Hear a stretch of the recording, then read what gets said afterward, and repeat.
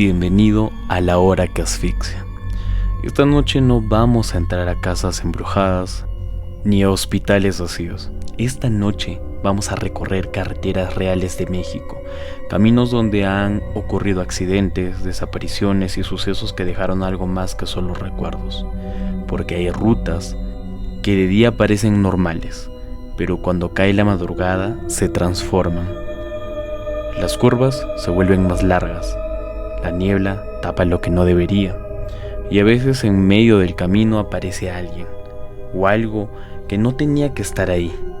Lo que estás a punto de escuchar son 5 historias de carretera contadas por personas de México.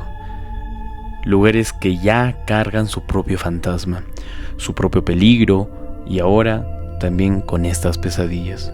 Así que ponte cómodo, baja el brillo del celular y escucha con atención, porque después de esta noche tal vez ya no vuelvas a mirar la carretera vacía de la misma forma. Historia número 1. La mujer de la curva en La Rumorosa. La primera vez que manejé por La Rumorosa de noche no entendí por qué tanta gente le tiene respeto. No hablo del miedo normal, del que ir con cuidado porque hay curvas o barrancos. Hablo de ese otro miedo, el que empieza en el estómago cuando sientes que el camino mismo no quiere que pases. Yo venía de Tecate, rumbo a Mexicali. Eran finales de los noviembre y hacía un frío muy seco, de esos que no te humedecen la ropa, pero igual se te meten hasta los huesos.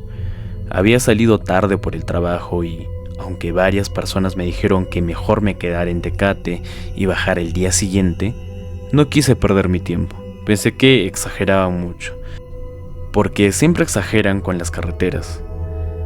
A las 10:30 de la noche tomé el tramo. Desde los primeros minutos sentí la diferencia. La carretera parecía flotar entre la piedra negra y el viento. A un lado, pura montaña áspera. Por el otro, la oscuridad cayendo hacia el vacío. Las luces del coche apenas alcanzaban a morder el camino antes de que otra curva doblara todo de nuevo. El volante se sentía distinto entre las manos, más duro, como si el carro también supiera que ese no era el tramo para confiarse. No había casi nadie circulando. A veces venía a lo lejos las luces de un tráiler descendiendo lento. Luego, nada. Solo yo, el sonido del motor y el silbido del aire rozando el vidrio. En algún punto apagué la música, porque me estaba poniendo nervioso no escuchar la carretera. Fue entonces cuando vi a la mujer. Estaba de pie, al lado del acotamiento, en una curva amplia donde la luna le pegaba apenas a las rocas.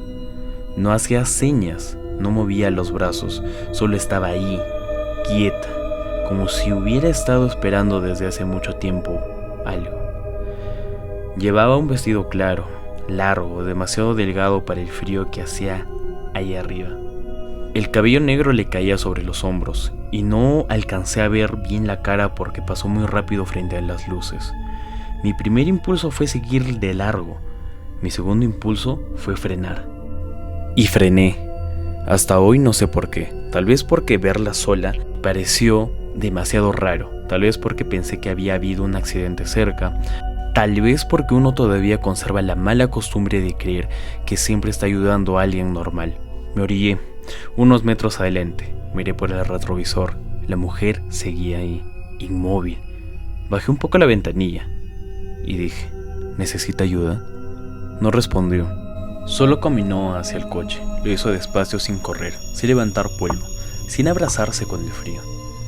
Cuando llegó a la puerta del copiloto, giró apenas el rostro hacia mí. Era una mujer joven, o eso parecía. Muy pálida. No sabía si tenía heridas. Tampoco se veía asustada, solo tenía una expresión rara, como si no estuviera del todo presente. Le pregunté si estaba bien. Me dijo, ¿va bajando? Asentí. Sí, hacia Mexicali. Se quedó callada 2 o 3 segundos, luego preguntó, ¿puede llevarme hasta la siguiente curva? Recuerdo haber fruncido el ceño. ¿De la siguiente curva? Ella asintió. Pensé que no le había entendido bien, pero repitió lo mismo. No hasta el próximo poblado, no hasta la otra gasolinera, no basta donde estuviera su familia, solamente quería ir hasta la siguiente curva. Debí irme ahí mismo, pero en lugar de eso, destrabé la puerta, subió sin decir gracias. Lo primero que noté fue el olor. No era perfume, ni tierra mojada, ni ropa vieja, olía a polvo frío, como el interior de un cuarto cerrado hace muchos años. Luego noté otra cosa. Cuando se sentó, el coche no bajó de peso, ni un poco, ni el más mínimo cambio. Mis manos se pusieron heladas sobre el volante. Quise convencerme de que era una tontería, de que yo estaba tenso y ya. Metí primera y avancé. La mujer iba mirando al frente. Tenía las manos juntas sobre el regazo y no pensaba casi nada. Pasamos unos segundos en silencio hasta que le pregunté si había tenido un problema con su auto. No respondió. Le pregunté si venía sola y nada. Solo cuando se veía venir la siguiente curva habló muy bajito. Aquí fue. No entendí. ¿Qué cosa? Giré lentamente hacia el lado y no había nada. Sentí un golpe seco en el pecho. Frené bruscamente y el coche se ladeó apenas. Volví a corregir para no salirme. Cuando recuperé el control, quise mirar al lado otra vez, pero no tenía la valentía de hacerlo. La carretera se volvía más estrecha por la curva y el barranco negro parecía abrirse al costado como una boca. Tragué saliva, pero creo que entré en shock. Y en ese instante el radio del coche se encendió solo. No estaba en FM ni en Bluetooth. Solo soltó una masa estática sucia, tan fuerte que me hizo gritar. Entre el ruido empecé a distinguir algo parecido a voces, no canciones, no anuncios. Gente hablando al mismo tiempo, como si muchas bocas estuvieran susurrando dentro del tablero. Empecé a ir muy lento, demasiado lento quizá, porque sentí que algo estaba mal. Y justo entonces vi, a unos metros adelante, una figura parada en medio del camino. Otra mujer, el mismo vestido claro, el mismo cabello negro. Pisé el freno de fondo. Las llantas chirriaron y el coche empezó a patinar hacia el costado. El barranco quedó demasiado cerca. Sentí el jalón del volante, el golpeteo y esa fracción de segundo en la que entiendes con una claridad insoportable que estás a la nada de no contarlo. Alcancé a corregir. El coche se detuvo atravesando la mitad del frente, casi fuera todo del carril. Me quedé respirando como un animal herido. Apreté el volante hasta que me dolieron los dedos. Frente a mí no había nadie. La carretera estaba vacía. Miré de golpe el asiento de copiloto. Seguía vacío. Abrí la puerta casi cayéndome y me bajé del susto. El viento pegaba durísimo. Revisé alrededor del coche, alumbrando con el celular. No había huellas, ni otra persona, ni un segundo vehículo, nada. Solo piedras, oscuridad y el eco del aire entre las montañas. Volví a subir temblando. Entonces la vi. No es el aislamiento. En el espejo lateral estaba parada justo detrás del coche, a unos 2 metros mirándome. Giré la cabeza, de inmediato, nada. Volví a mirar el espejo y seguí ahí, quieta, con la cara más clara ahora, casi blanca como la luna, y tenía los labios moviéndose como si estuviera diciendo algo que yo no alcanzaba a escuchar. No quise averiguarlo. Metí reversa y volví al camino y seguí avanzando, ahora sí sin volver a mirar ningún espejo más de lo necesario. El radio seguía lanzando estática. El aire se sentía muy frío por dentro del coche. Cada curva me parecía la misma, cada señal se repetía. El camino entero se volvió una pesadilla larga, torcida al final. No sé cuánto tiempo tardé en bajar todo eso. Tal vez 40 minutos, tal vez 2 horas. El tiempo dejó de funcionar normalmente en mi mente. Lo único sé que es que cuando por fin llegué a una estación de servicio ya estaba cerca Mexicali. Me veía tan mal que el despachador me preguntó si había tenido un accidente y le dije que no. Me pidió que apagara el motor y saliera a respirar. Cuando bajé, me quedé congelado viendo la puerta del copiloto. Pero había una marca en el vidrio, no por fuera, no por dentro. Una huella completa en el marco, larga, delgada y empolvada, como si alguien hubiera apoyado la palma lenta mientras me miraba conducir. No volví a subir esa noche a La Rumorosa y durante meses me negué a contar lo que pasó, hasta que una tarde, ya más tranquilo, lo mencioné frente a un mecánico de Mexicali. Mientras me cambiaba el motor, no le di detalles, solo le dije que había visto una mujer en el tramo alto. El hombre dejó de trabajar un segundo y me preguntó, ¿vestido claro? Sentí que el mismo frío de aquella noche lo volvería a sentir ahora. Él no pareció sorprendido, solo siguió apretando una tuerca mientras decía, a varios les pasó eso. Dicen que se aparece en las curvas donde hubo choques fuertes, que a veces pide que la lleven y a veces se te cruza, a veces solamente sube y te avisa dónde quiere ir y te lleva al lugar que murió. Me reí, pero me salió tan mal que hasta tosí. Entonces él levantó la vista y me dijo algo que no he podido olvidar. Lo bueno es que a ti te habló, pero a veces a otros no, y solamente ese carro llega a tener un accidente. Desde entonces, cada vez que manejo de noche por carretera tengo una regla. Si alguna vez vuelvo a ver a una mujer solo en una curva, en medio de la noche, en medio de la nada, sin frío, sin prisa y sin miedo, no voy a frenar. Porque en La Rumorosa aprendí algo que no debería haber aprendido nadie. Hay caminos donde los muertos no piden ayuda, solo buscan que alguien más se quede con ellos.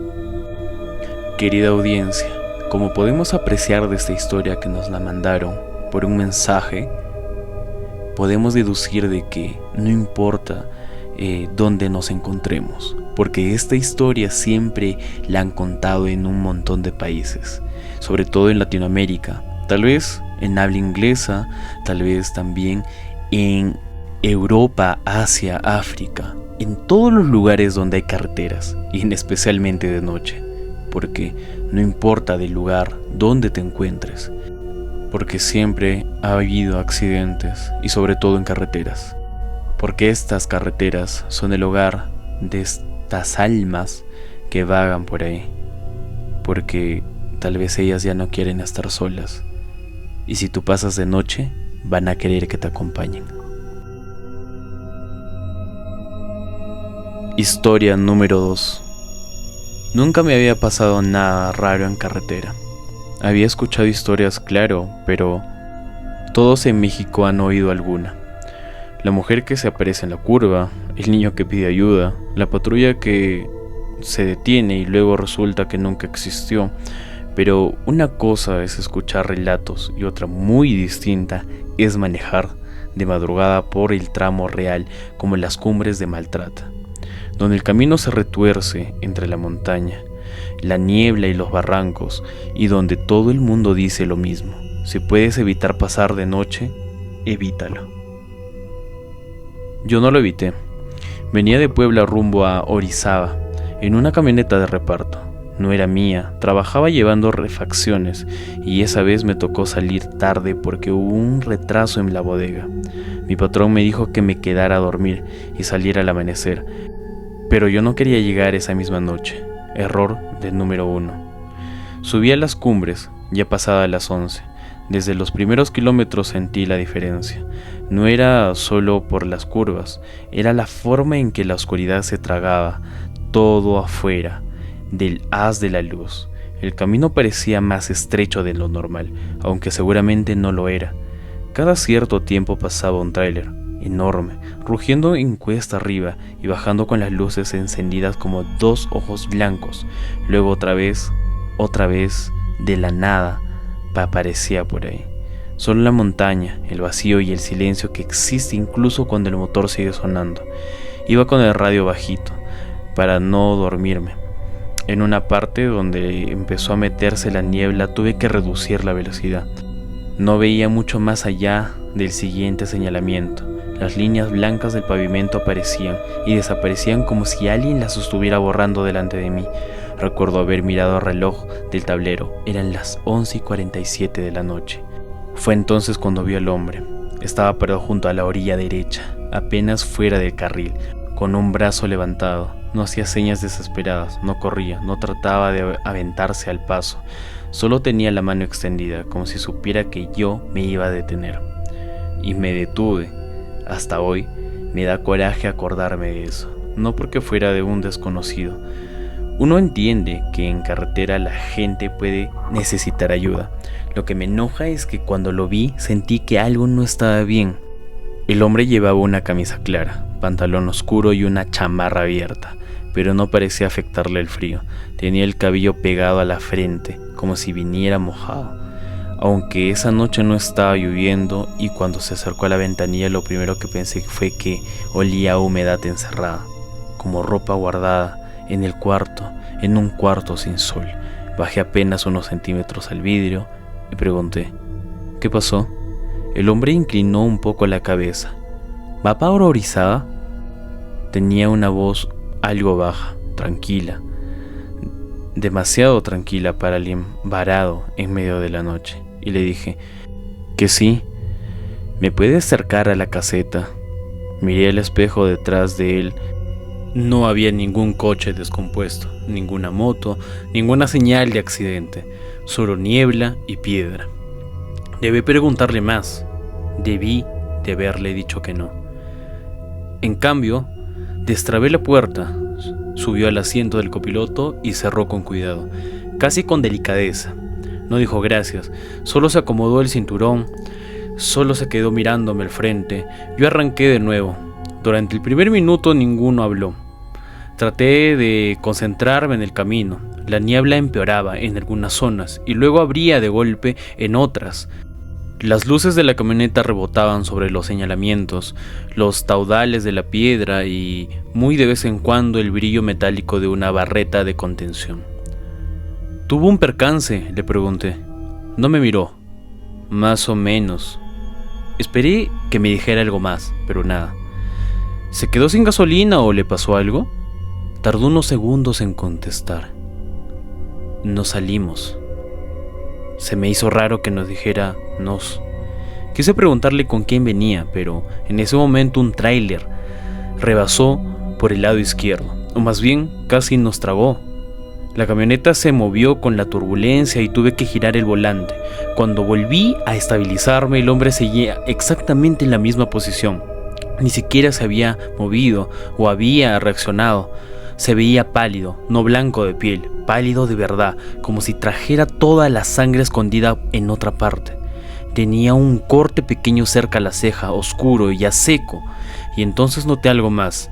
La manga izquierda de su chamarra estaba rasgada y debajo se alcanzaba a ver la camisa manchada. Me puse tenso y le pregunté, ¿está herido? Él dijo, ya no. Me reí de nervios y le pregunté, ¿cómo que ya no? Esta vez giró despacio hacia mí y no voy a olvidar esa mirada, nunca. No porque tuviera algo monstruoso, sino porque estaba vacía. No ausente, sino vacía, como si detrás de sus ojos no hubiera cansancio, ni miedo, ni prisa, ni dolor, solo una especie de calma hueca. ¿Usted escucha eso?, me preguntó. Fruncí el ceño y le dije, ¿qué cosa? Él señaló hacia atrás, a la caja cerrada de la camioneta, ahí, en la maletera. Van golpeando, me dijo. Se me erizó la nuca, apagué la radio. Al principio no oí nada, solo el motor y el roce de las llantas, pero luego sí. Como si alguien hubiera dado un golpe en la maletera. Miré de reojo al hombre, él seguía viendo hacia adelante. Volvió a sonar otra vez. No podía ser. Atrás solo llevaba refacciones, cajas selladas, herramientas, nada vivo, nada suelto. Pensé que tal vez algo se había desplazado con las curvas, aunque sonaba demasiado regular para eso. El hombre habló sin que yo le preguntara nada. A veces tardan en despertar. Sentí un vacío en el estómago tan helado. No entendí y le volví a preguntar, ¿quién es? No me respondió. Los golpes de la parte trasera cesaron de golpe, y justo antes de la niebla se abrió un poco, lo suficiente para que yo alcanzara a ver algo en la curva de adelante. Las luces rojas, parpadeantes, como si hubiera un vehículo detenido adelante. Reduje la velocidad para el reflejo. Pensé en un accidente, una patrulla, una ambulancia, pero a medida que me acercaba las luces no parecían moverse ni definirse, seguían en el mismo punto, suspendidas entre la niebla, hasta que entendí lo que era. No eran torretas, eran luces traseras de un automóvil volcado hacia el barranco, apenas sostenido por la barreta. Frené de golpe, el corazón se me disparó.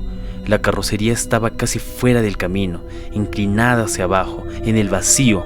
Parecía un sedán gris, destrozado del lado del conductor. Nadie alrededor, ninguna patrulla, ningún auxilio. Volteé hacia el copiloto lentamente y pregunté: ¿ese es su coche? El asiento estaba vacío. Pisé el freno con fuerza y la camioneta derrapó un poco antes de detenerse.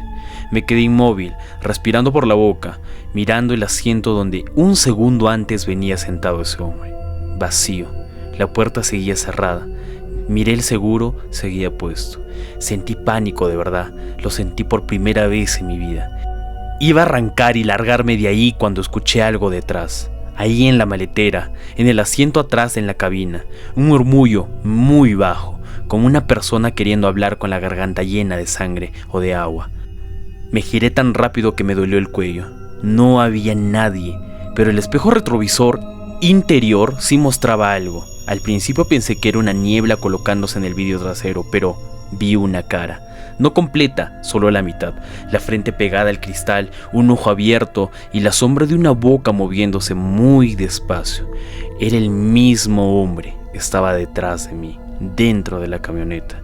No recuerdo haber gritado, pero sí recuerdo haber metido en reversa sin pensar y luego primera otra vez, como loco, hasta sacar la camioneta de ahí. No quise mirar el barranco, no quise mirar el retrovisor, solo avancé. Detrás comenzó un golpeteo frenético. Ahora sí venía de la maletera, luego también del techo, luego del vidrio trasero, como si más de una persona estuviera pegando al mismo tiempo, tratando de entrar o de salir, no lo sé. La camioneta vibraba con cada curva. Yo iba temblando, repitiéndome que tenía que llegar a un lugar con gente, a una caseta, a una gasolinera o algo allá afuera. Entonces escuché la voz del hombre, clarísima, junto a mí. No debiste frenar donde nos viste. Sentí el aliento helado. Me atreví a voltear. Seguí manejando. Las curvas parecían no terminar nunca. 2 veces estuve a punto de salirme. Una vez juré no ver, pero el espejo lateral, a varias personas las vi caminando paralelamente a la camioneta entre la niebla, sin esfuerzo, como si el barranco no existiera. Otra vez vi el reflejo de unas manos pegadas dentro del vidrio trasero, largas, inmóviles, y eran demasiadas. No sé cuánto duró ello, pero solo sé que cuando por fin vi las luces reales de una zona más transitada y empecé a dejar atrás la parte más cerrada de Maltrata, todo se apagó al mismo tiempo. Los golpes, los murmullos, la respiración a mi lado, todo. Llegué a una gasolinera temblando, tanto que no pude ni bajar bien. Un despachador vino corriendo porque pensó que me sentía mal. Le dije que necesitaba agua. Me senté en la banqueta un rato, tratando de recuperar aire. No conté la verdad, le dije que me había espantado por la niebla, pero mientras me calmaba, miré hacia la parte trasera de la camioneta.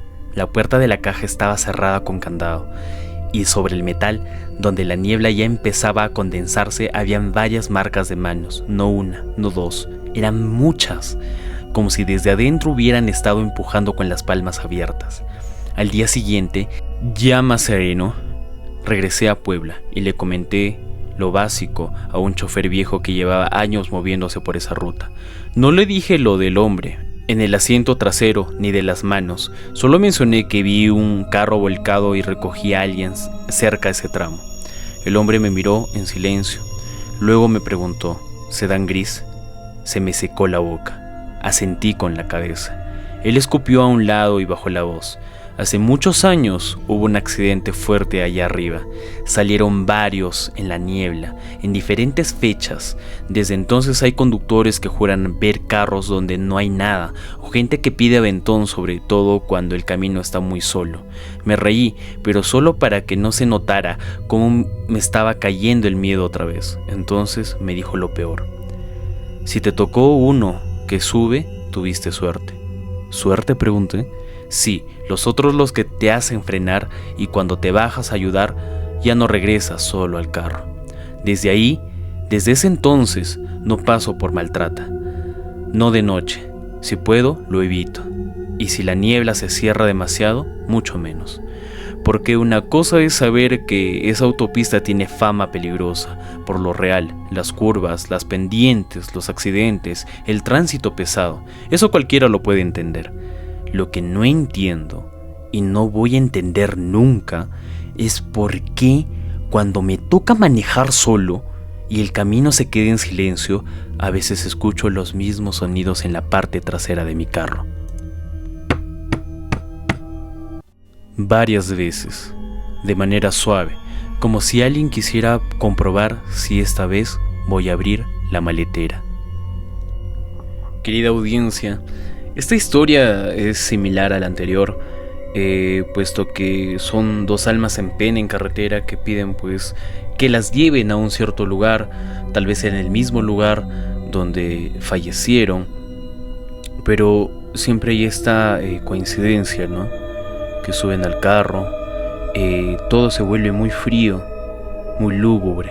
Entonces esto nos quiere decir de que siempre cuando un lugar cambia de tanta temperatura, de extremo a extremo, es porque hay algo que nos acompaña. Y sobre todo a las personas que manejan en carretera, por favor, no te detengas. Historia número 3. La historia denominada La llamada del kilómetro 80. Nunca me gustó manejar por México, Querétaro, de noche. De día ya era pesado, tráfico, trailers, casetas, carriles, todo saturado y conductores desesperados, pero de madrugada era peor, porque había momentos en que el camino se vaciaba de golpe y quedaba solo, con kilómetros enteros de oscuridad y el ruido de tus propias llantas acompañándote como si alguien más viniera pegado al coche.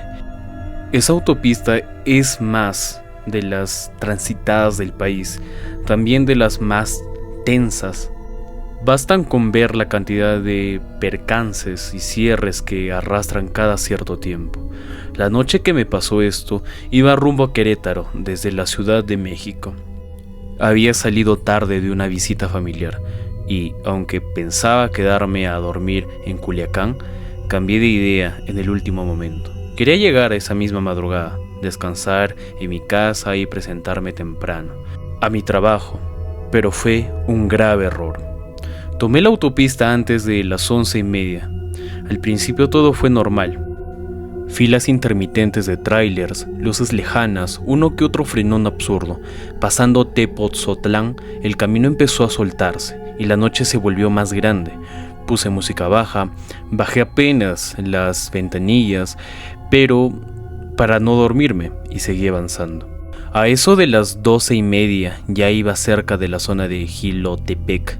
Recuerdo haber visto un señalamiento del kilómetro 80 y pensar, casi por reflejo, en aquella noticia de la explosión de la pipa que había ocurrido meses antes en esa misma autopista. Me vino a la cabeza la imagen de fuego sobre el asfalto y los coches detenidos en esa distancia. Ese accidente sí pasó. Y a esa hora, en un tramo así de oscuro, no constaba nada imaginar el resplandor repitiéndose otra vez en medio del camino. Fue justo ahí cuando sonó mi celular. Número desconocido. Lo dejé sonar 2 veces, luego una tercera. Como seguía insistiendo, pensé que tal vez era algo importante y contesté por manos libres. ¿Aló? No respondió nadie durante unos segundos. Solo se oía una respiración muy baja, como si la otra persona estuviera el micrófono pegado a la boca. Repetí otra vez, ¿aló? Entonces escuché mi propia voz. No mires atrás. Se me fue el aire. No una voz parecida, no alguien como un tono similar, era la mía. Igual de rasposa, igual de cansada, igual de fastidiosa cuando hablaba de madrugada. Y dije, ¿quién habla? La llamada siguió con mi misma voz, pero un poco más lenta. No mires atrás, sigue derecho, no bajes la velocidad. Pensé que era una broma, algo o alguna explicación, un audio manipulado, pero al mismo tiempo se me estaba erizando la piel de una manera que no podía controlar. Tenía mucho miedo. Miré el tablero, la llamada seguía activa, número oculto, y dije, ¿quién eres? Y él respondió, ya te dije, no mires atrás. La línea se cortó, solté una risa nerviosa, de esas que salen cuando algo te asusta demasiado y tu cabeza todavía no quiere convencerse de que no es para tanto. Subí un poco el volumen de la música y seguí manejando. Duré así, intentando ignorarlo. Tal vez 3 minutos, luego sonó de nuevo, el mismo número. Esta vez no quería contestar, pero el puro hecho de que me siguiera insistiendo me lo puso peor. Y respondí, ¿qué quieres? Mi voz contestó al instante. Ya subió. Se me congelaron las manos del volante. ¿Qué cosa? Volví a repetir. No voltees. Si lo haces, y si tienes contacto visual, ya no va a bajar. Sentí un golpe helado en la nuca, como cuando alguien entra a una habitación fría justo atrás de ti. Automáticamente miré en el espejo retrovisor inferior, pero lo único que vi fue la parte trasera del auto, la maleta que llevaba y la oscuridad entrando por el vidrio. No había nadie. Aún así, apagué la música. El interior del coche quedó demasiado silencioso. Esto no tenía gracia, dije yo. Pero la voz que se parecía a mí me respondió, no es broma.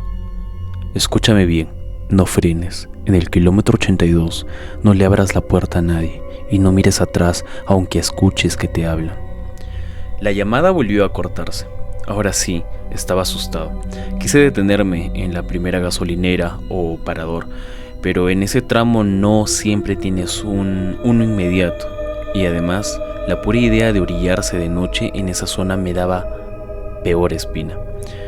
Seguí avanzando con los hombros duros y la vista clavada en el camino. Fue entonces cuando empecé a escuchar el sonido. Primero pensé que era algo en la cajuela, un roce suave, como tela moviéndose, pero uno pequeño.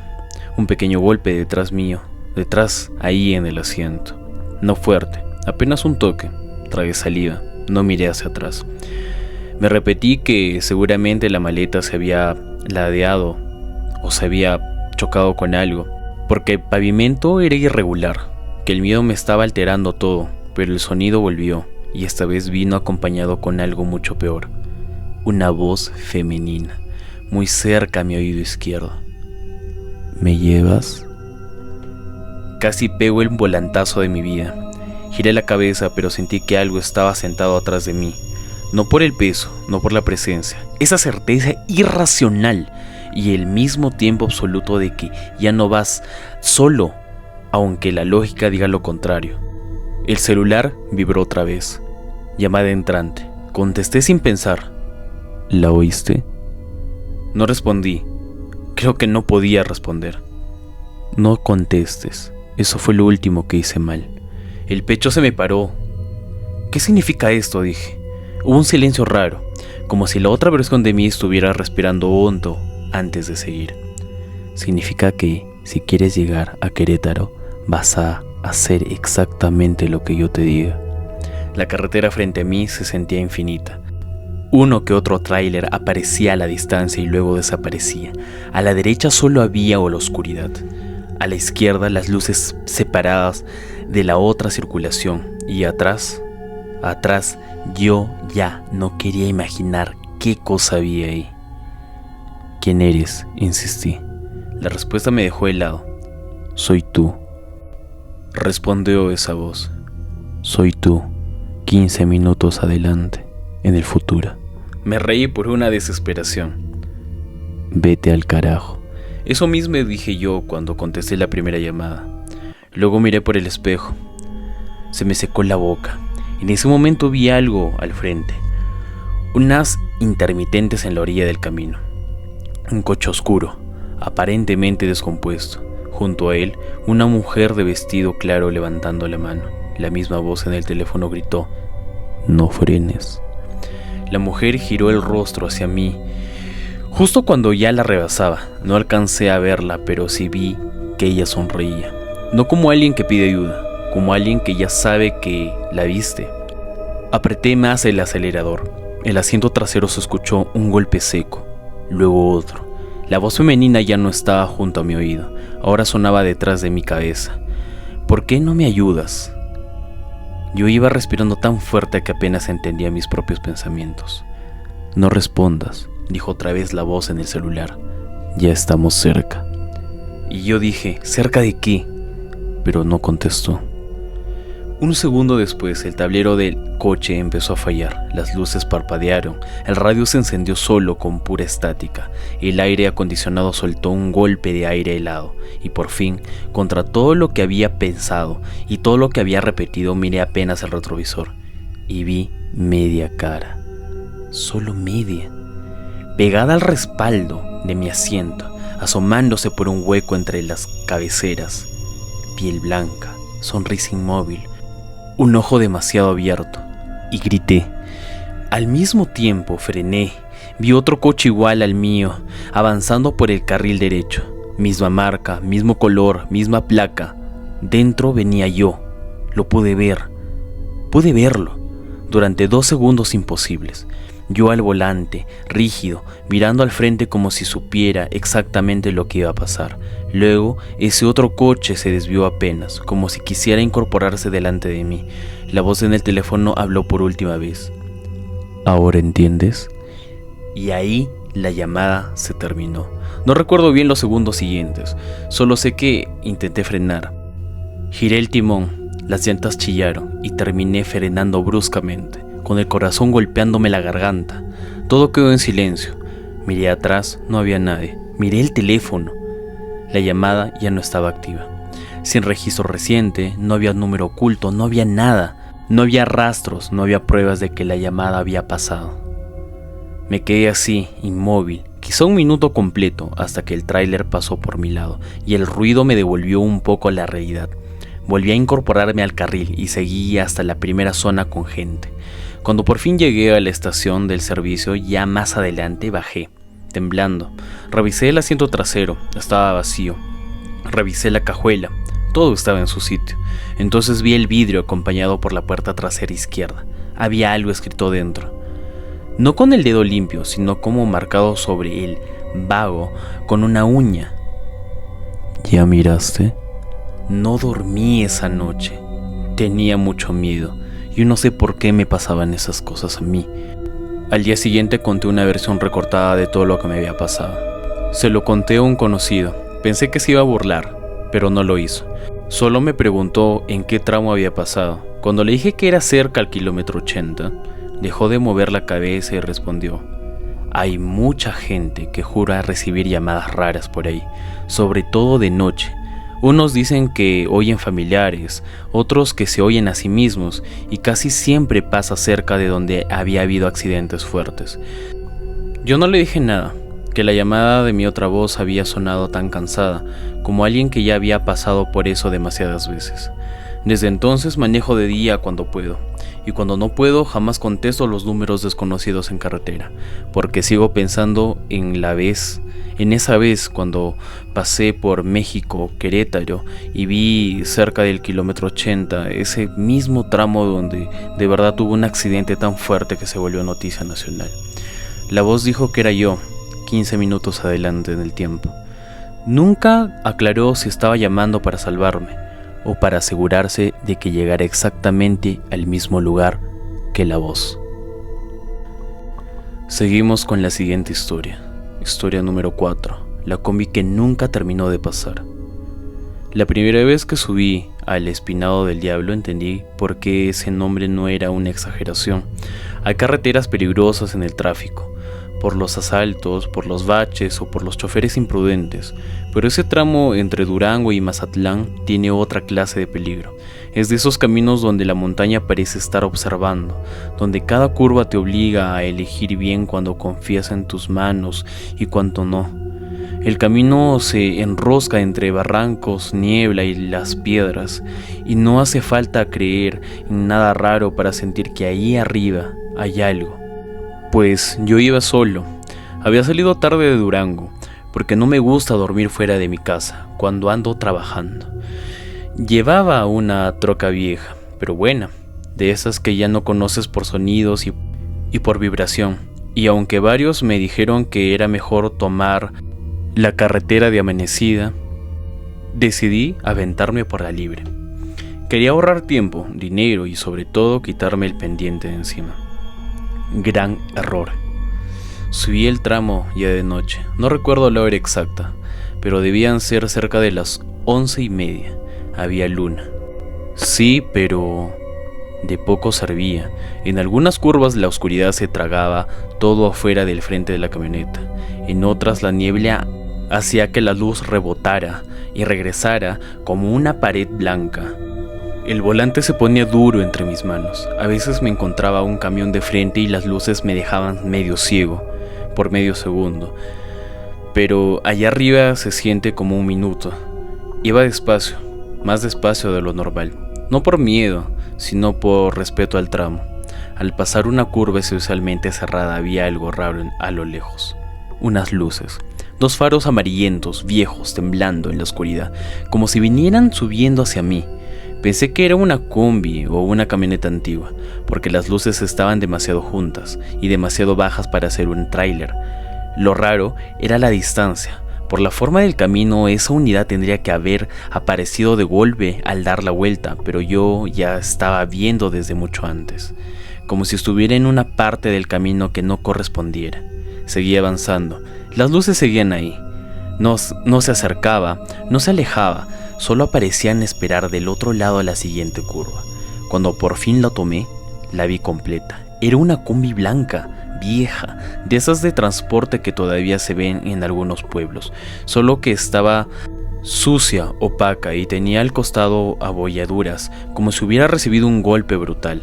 Venía del carril contrario, como muy despacio, con las intermitentes puestas.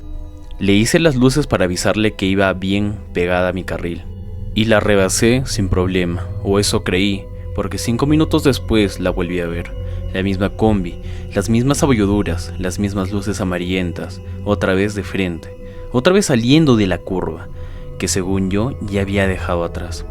Sentí un tirón en el estómago y dije que no podía ser la misma. Seguro había varias unidades viejas en la zona, seguro estaba cansada, seguro la oscuridad deformaba todo, pero algo dentro de mí ya empezaba a notar detalles que no encajaban. El parabrisas delantero del lado del copiloto había una estampa rota en una puerta lateral, un número pintado a medias y sobre todo en el techo una parrilla torcida. La volví a cruzar, la misma.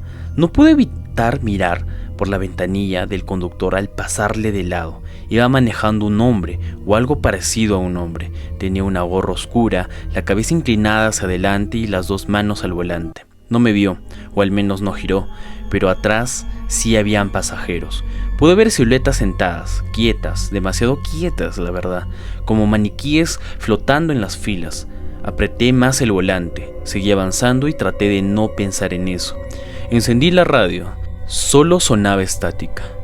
Lo apagué, abrí un poco la ventana, el aire entró helado. En la curva siguiente me encontré con un señalamiento oxidado y justo debajo varias veladoras consumidas y flores secas pegadas en la carretera. No era raro, en la carretera a veces la gente dejaba cruces donde hubo accidentes, pero la cantidad me llamó la atención, habían demasiadas. Pasé de largo y 10 minutos después estaba ahí de nuevo, la combi, esperando. Parecía que me esperara a mí al frente. Esta vez venía más cerca del centro de la carretera. Toqué el claxon, no se movió, le aventé las luces altas. Tampoco, tuve que bajar casi al mínimo y orillarme lo más posible para dejarla pasar. Cuando la tuve de lado vi algo que me dejó el cuerpo helado. Todos los pasajeros tenían la cabeza girada hacia mí. Todos. No sus cuerpos, solo sus cabezas, como si me hubieran estado esperando. No alcancé a distinguirlas bien la cara, porque los vidrios estaban opacos, pero sí vi que ninguno parpadeaba, ninguno se movía, ninguno respiraba, por lo menos no de esa forma que se notara. Eran solo filas de rostros grises mirándome pasar en silencio. La combi siguió su camino y desapareció detrás de mí. Sentí ganas de vomitar.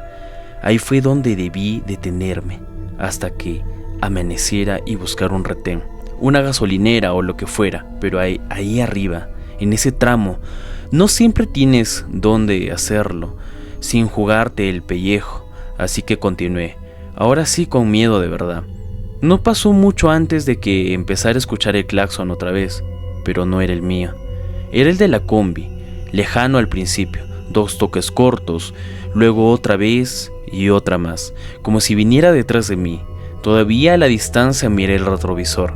Nada, solo oscuridad y la línea del camino perdiéndose en las curvas, pero el claxon seguía sonando, a veces más cerca, a veces más lejos, siempre el mismo patrón, 2 toques. 2 toques. La piel de los brazos se me hinchó completa. Entonces vi algo aún peor. En la siguiente curva, al borde del barranco, había una cruz grande de metal, a su lado una placa, y colgaba de la cruz una fotografía protegida con plástico. No la vi perfecta, claro, pero solo lo suficiente para reconocer la silueta. Era una combi blanca. Me la pasé de largo, pero sentí que el pecho se me vaciaba. Unos metros adelante encontré un pequeño ensanche de tierra donde apenas cabía un vehículo. Frené ahí, respirando tan mal, y bajé con el celular en la mano para alumbrar hacia atrás. El viento golpeaba duro y olía a polvo frío. Caminé unos pasos hasta regresar a la cruz. La placa estaba vieja y raspada, pero todo se alcanzaba a leer parte del texto. Decía algo sobre un accidente, sobre pasajeros, sobre una unidad que se había ido al barranco años atrás. La foto, aunque deteriorada, seguía mostrando una combi. La misma estampa rota en el parabrisas, la misma parrilla torcida, la misma puerta abollada. Sentí el claxon detrás de mí, 2 toques. Me giré de golpe, la carretera estaba vacía, pero a mi derecha, abajo, mucho más abajo, en la oscuridad del barranco, vi 2 luces amarillas encenderse entre la niebla. Las 2 mismas luces, subiendo, no por el camino, subiendo por donde no había camino. Retrocedí hasta chocar con la barrera. Mi respiración salió en una nube blanca. Las luces seguían elevándose, despacio, como si la combi viniera trepando por el vacío. Luego una tercera luz se escondió dentro, después otra, como si los pasajeros fueran despertando uno por uno. Corrí hacia la troca. No me importó cómo suene. Corrí como si me estuviera persiguiendo. Arranqué, casi patinando, y seguí adelante sin mirar atrás. El claxon ya no se escuchaba abajo, ahora sonaba detrás de mí, pegado a mi defensa, 2 toques, luego el rechinar de los frenos, luego otra vez los 2 toques. Miré por el espejo lateral, apenas un segundo. La combi venía ahí, a unos centímetros, no tocando el suelo. Sus ruedas giraban, sí, pero apenas rozaban el asfalto, como si flotara un poco, lo suficiente para hacer un ruido propio. El conductor seguía con la cabeza baja, y los pasajeros ya no miraban hacia mí, miraban al frente, sonriendo.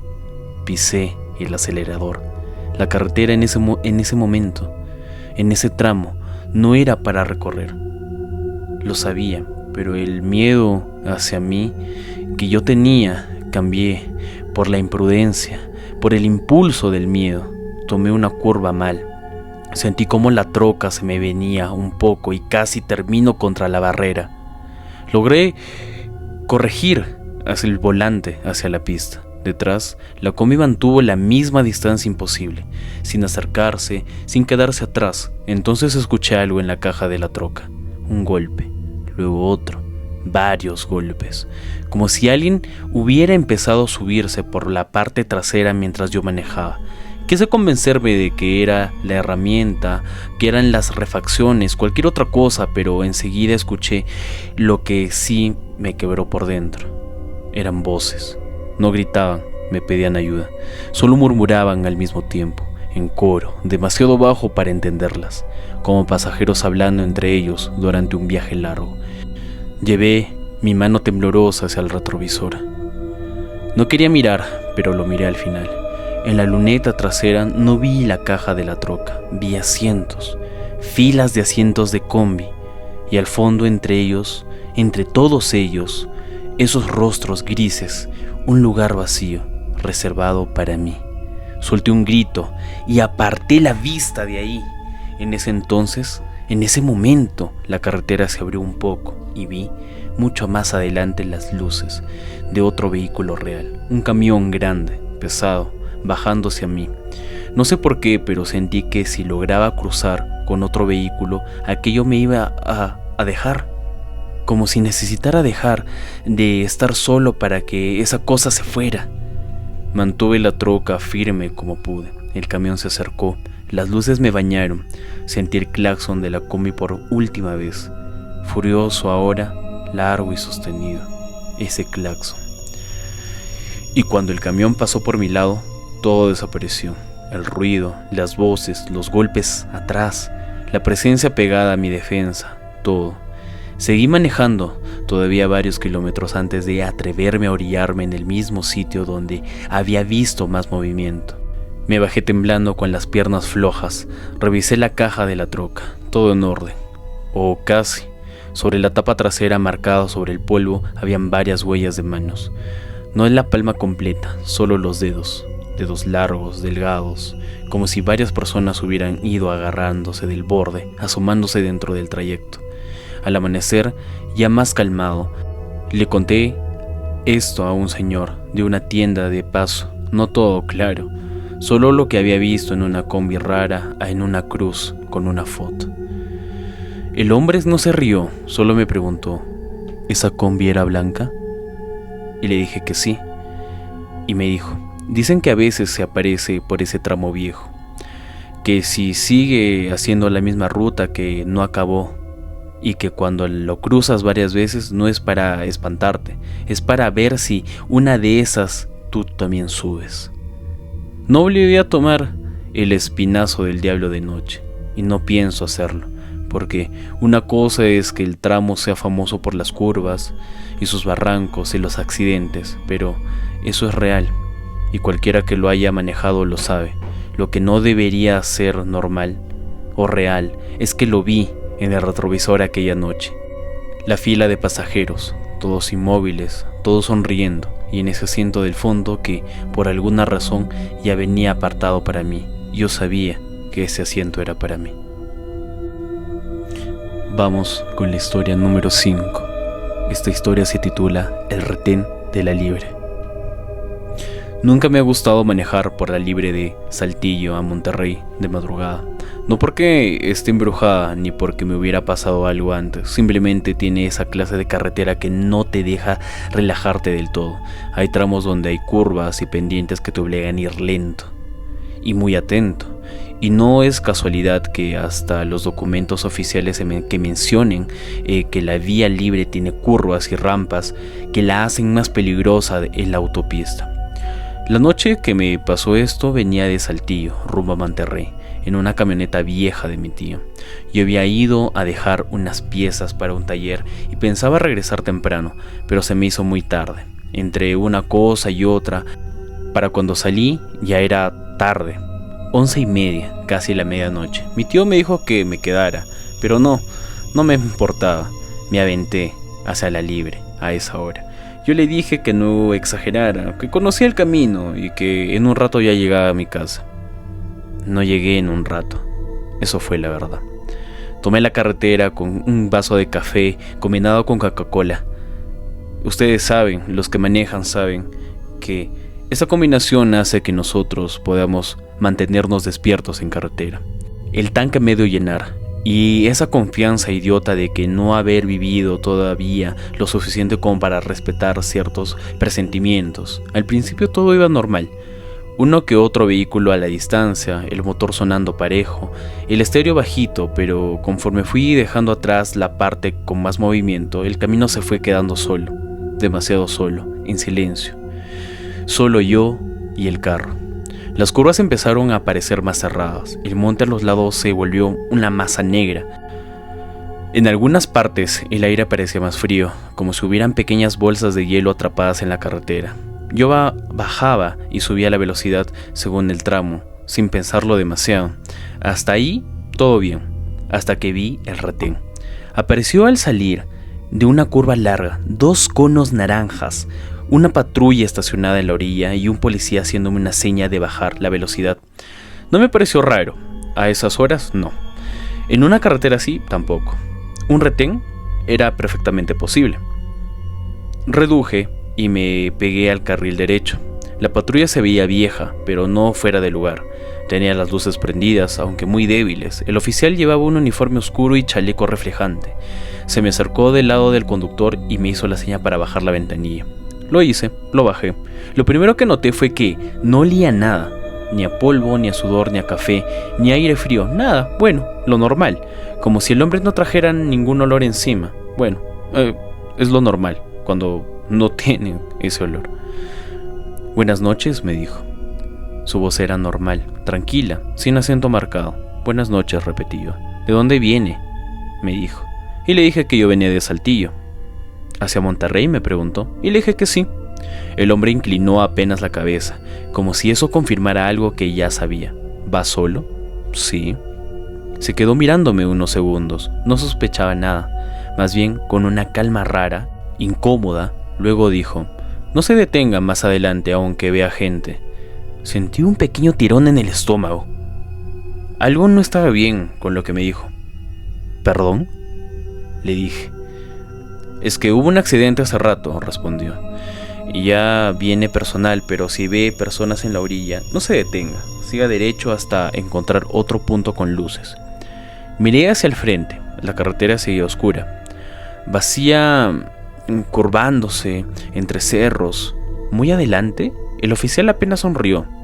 Usted lo va a reconocer. No me gustó nada como lo dijo, en la manera, en ese tono. Quise preguntarle más, pero él ya se había echado un paso hacia atrás, me hizo la seña de que avance y arranqué. En ese espejo retrovisor vi a la patrulla hacerse pequeña. No sé por qué, pero revisé una segunda vez y ya no estaba. Ni la patrulla, ni los conos, ni el oficial. Pensé que, había avanzado muy rápido.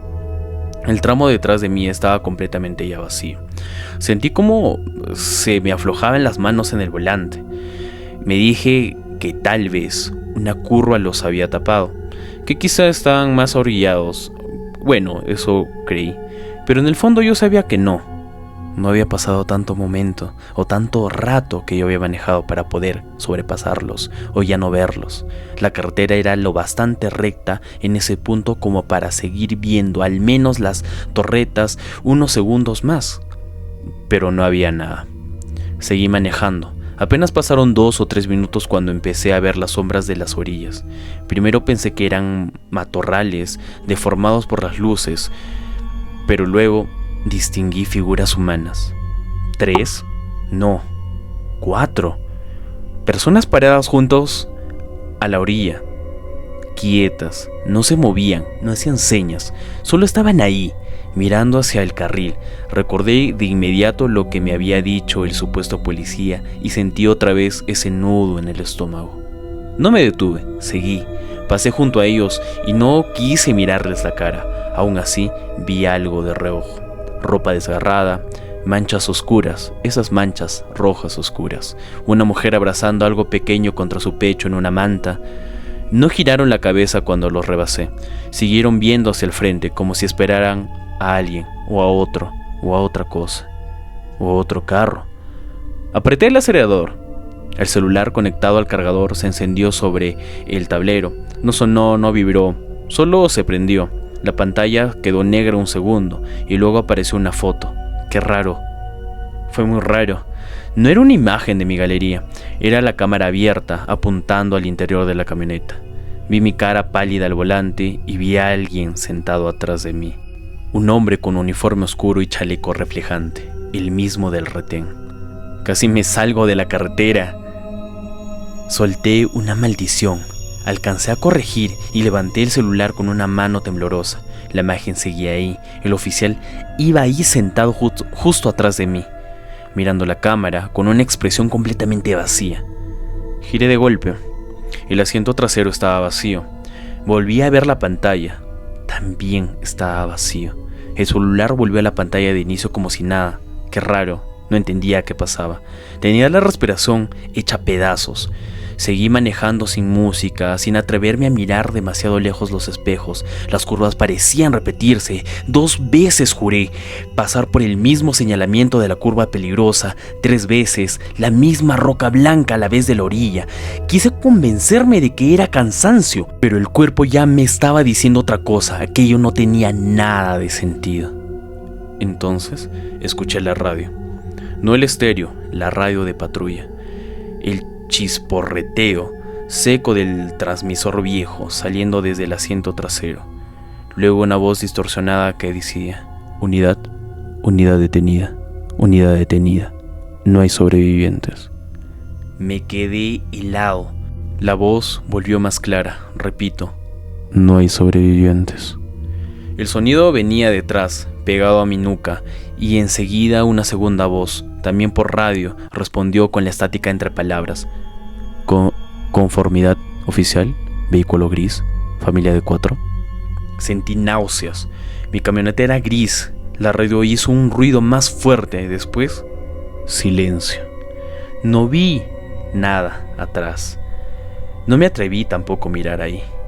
La carretera empezó a bajar por una pendiente más marcada. A la distancia vi unas luces rojas parpadeando y pensé, con un alivio casi ridículo, que por fin encontraría otro retén o una ambulancia o algo parecido o alguien. Pero conforme me fui acercando, las luces no estaban en el camino. Estaban abajo, en el barranco. Había un vehículo volcado entre las piedras y junto a él varias luces de la emergencia débiles. Se me secó la boca por completo. Reduje apenas, lo suficiente para poder mirar mejor. El vehículo del barranco era una camioneta gris, como la mía, del mismo modelo, y como a un lado, sobre la piedra, vi algo que me sacó el aire del pecho. Mi vaso térmico rojo, abollado, igual al que llevaba conmigo. No entendía nada. Miré al instante el portavasos y estaba vacío. El vaso ya no estaba conmigo. En ese entonces, ese mismo segundo, escuché al oficial hablar detrás de mí con su voz perfectamente tranquila. Le dije que no se detuviera. Sentí el aliento helado en mi oreja. Esta vez sí volteé, pero no había nadie. ¿Por qué? Pero el cinturón del asiento trasero izquierdo estaba abrochado. Yo no lo había dejado así. Tampoco escuché el momento cuando se abrochó. Volví la vista al frente justo a tiempo para ver que la carretera se cerraba en otra curva. Tomé el volante con ambas manos y seguí, ya no por decisión sino por apuro instinto de supervivencia. Detrás comenzó a sonar otra vez la radio. Unidad detenida, conductor fuera de camioneta. Luego una pausa estática y finalmente... Todavía no se da cuenta. No sé cómo seguí manejando. En algún punto empecé a ver más figuras en la orilla. Algunas solas, otras en pareja. Una vez vi claramente a la mujer que cargaba algo entre brazos. Debería de ser su bebé. Esta vez levantó la cara al pasar junto a ella y vi que no llevaba a ni un niño. Pero llevaba una manta. Llevaba un chaleco reflejante doblado contra el pecho, como si fuera un cuerpo. Seguí de largo, no quise mirar atrás, no quise pensar tampoco. Solo quería llegar al lugar con luz, con gente, con ruido, algo normal, donde haya más civilización y no esté solo. Y por fin, tras un tramo que se sintió eterno, vi la entrada de una gasolinera pequeña junto a un parador. Me sentí más aliviado y me metí sin pensarlo. En cuanto las llantas tocaron el pavimento iluminado, esa estática de esa radio que sonaba atrás se cayó. El frío desapareció también. La sensación de que iba alguien atrás de mí se desvaneció de golpe. Me estacioné torcido, bajé casi tropezándome y me quedé respirando al lado de la camioneta. El despachador se acercó y me preguntó si estaba bien. Le dije que sí, que solo necesitaba agua. Mientras me calmaba miré la parte trasera del vehículo, pero no había nada.